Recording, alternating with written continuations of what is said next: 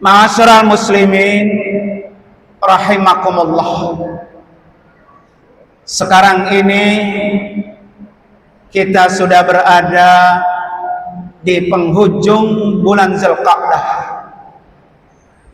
di mana saudara-saudara kita kaum muslimin wal muslimat yang tahun ini mereka mendapatkan undangan Allah telah berbondong-bondong lebih dari separuh umat muslim yang tahun ini mereka melaksanakan ibadah haji.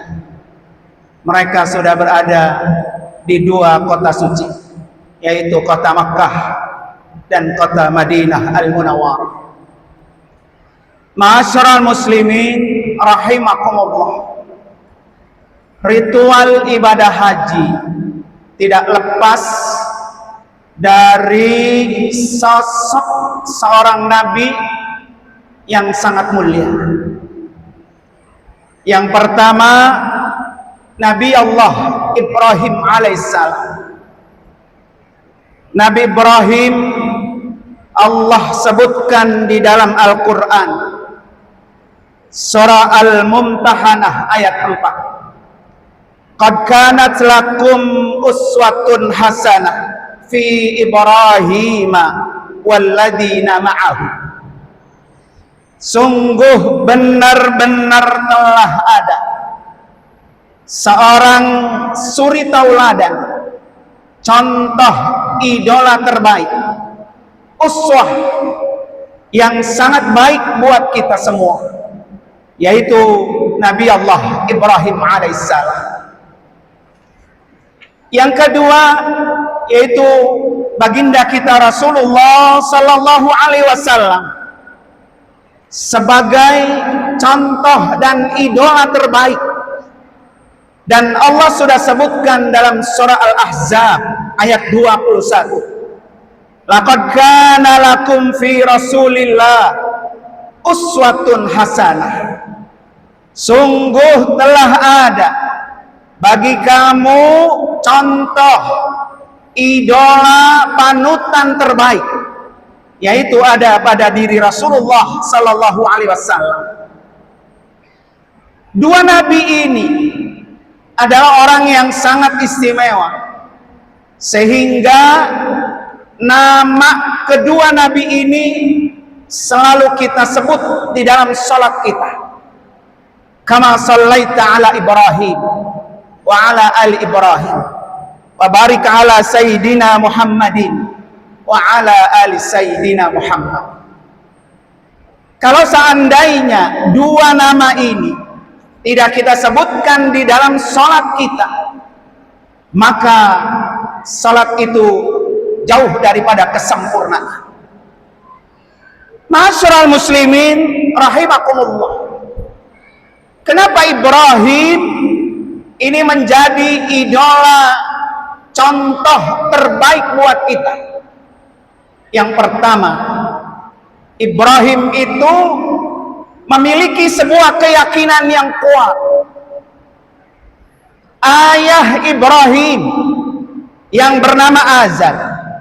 Azar ini akidahnya tidak sama dengan Nabi Ibrahim. Azar ini penyembah berhala. Sementara Ibrahim adalah orang yang diamanahkan oleh Allah untuk membawa ajaran agama Islam. Bahkan di dalam Al-Quran, Azar ini dinyatakan oleh Allah sebagai musuh Allah karena telah melakukan kekafiran.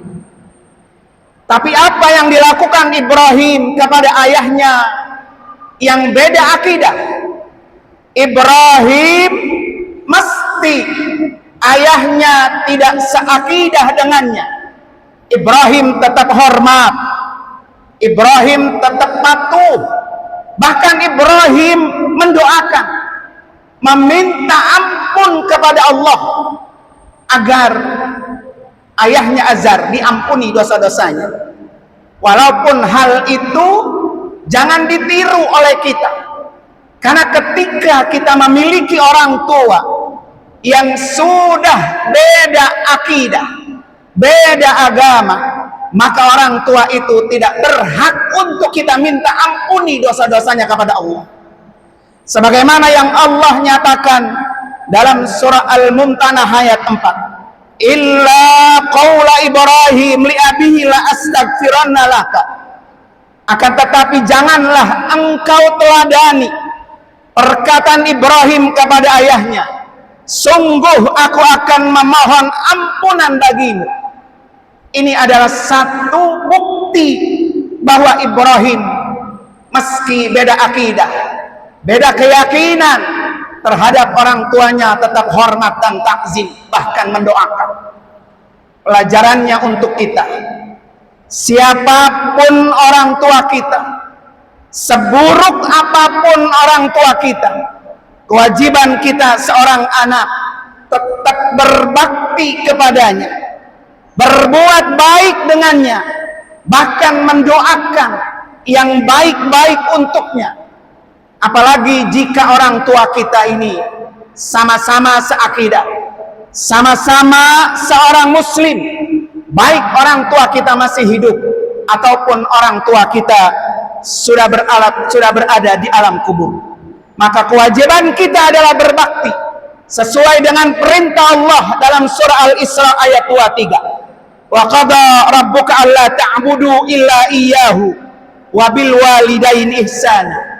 Tuhanmu telah memerintahkan agar kamu jangan menyembah selain kepada Allah, dan hendaklah berbuat baik kepada kedua ibu bapa. Ma'asyiral muslimin rahimakumullah, berbakti kepada kedua orang tua itu pahalanya besar. Bahkan Nabi kita Muhammad sallallahu alaihi wasallam sebutkan pahala orang yang berbakti kepada kedua orang tuanya setara dengan pahala jihad, setara dengan pahala haji, setara dengan pahala umrah. Artinya buat kita yang sampai saat ini belum mampu meraih haji, belum mampu meraih umrah, belum bisa berjihad di jalan Allah, maka ladang 3 pahala itu ada untuk orang-orang yang berbakti kepada ibu bapanya.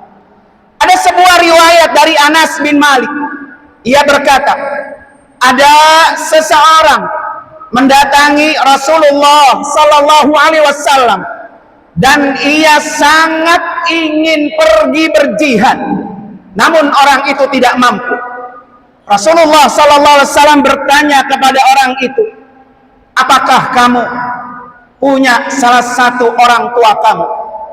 Kemudian orang itu menjawab, iya, saya punya ibu saya yang masih hidup.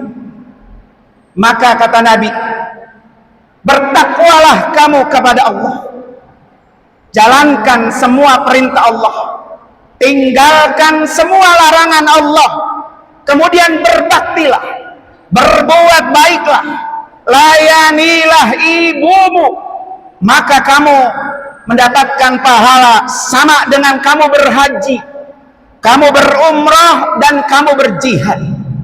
Ada 3 pahala yang diraih buat orang-orang yang selalu berbakti kepada ibu bapanya. Ma'asyiral muslimin rahimakumullah. Yang kedua, Nabi Ibrahim alaihissalam orang yang berani menegakkan amar ma'ruf nahi munkar. Ibrahim berani menghancurkan berhala-berhala sesembahan Raja Namrud, sehingga membuat sang raja marah, sehingga akhirnya Nabi Ibrahim alaihissalam divonis oleh Raja Namrud untuk dibakar, sehingga Raja Namrud memanggil seluruh rakyatnya untuk mengumpulkan kayu-kayu bakar, sehingga kayu bakar itu tinggi dan besar. Kemudian kayu bakar itu dinyalakan.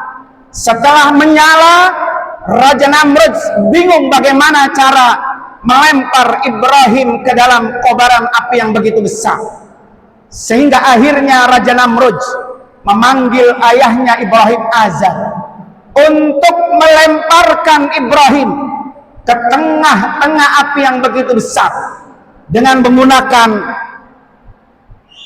ketapel yang besar, sehingga dari kejauhan Ibrahim sudah dilemparkan ke dalam api yang begitu besar berkobar.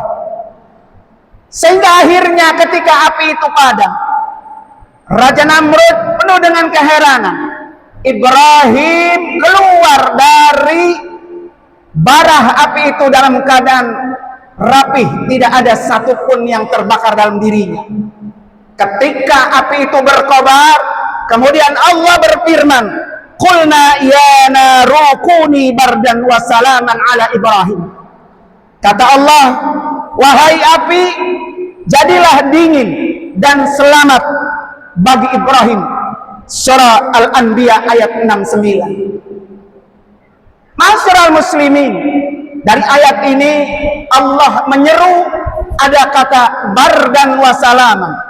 Seandainya Allah hanya sampai di kata bardan, maka Nabi Ibrahim bisa dinyatakan mati bukan karena kepanasan, tapi Nabi Ibrahim mati karena kedinginan.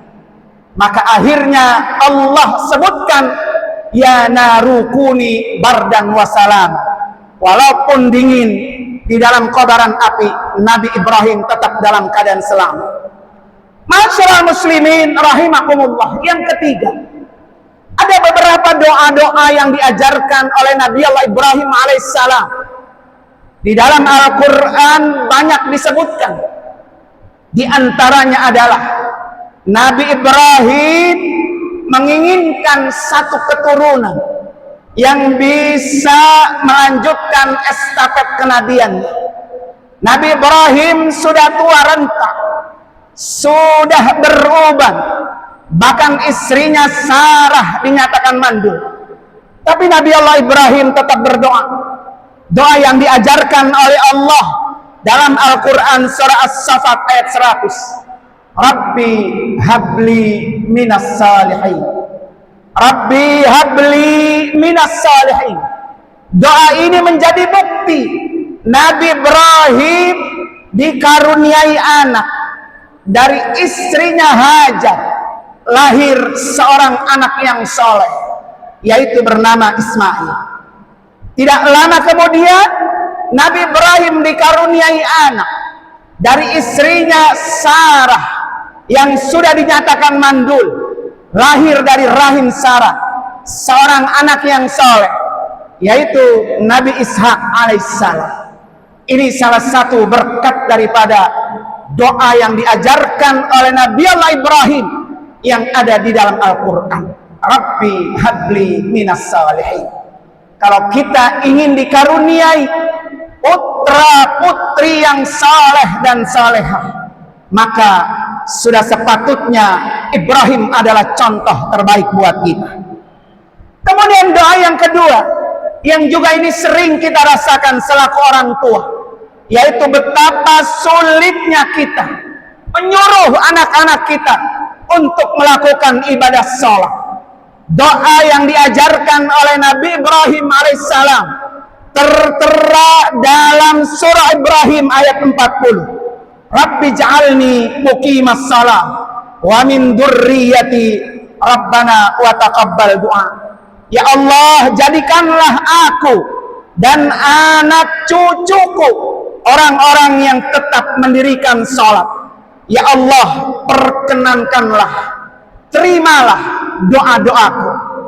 Ini doa yang diajarkan oleh Nabi Allah Ibrahim alaihissalam. Mudah-mudahan di bulan yang sangat baik ini, bulan yang penuh dengan sejarah Ibrahim, Hajar dan Ismail yang melakukan ritual ibadah haji. Walaupun kita berada di tanah air kita, menyaksikan saudara-saudara kita yang sedang berjuang, mereka memenuhi undangan Allah. Kapan-kapan kita termasuk orang-orang yang mendapatkan giliran dari Allah dan orang-orang yang dimampukan oleh Allah. Barakallahu li wa lakum fil Qur'anil Karim wa nafa'ani wa iyyakum bima fihi minal ayati wad dzikril hakim. wa taqabbala minni wa minkum tilawatahu innas samil alim. Aqulu qawli hadha wa astaghfirullahal azim li wa lakum wa lisairil muslimina wal muslimat wal mu'minina wal mu'minat min kulli dhanbin fasnuhu wal ghafurur rahim.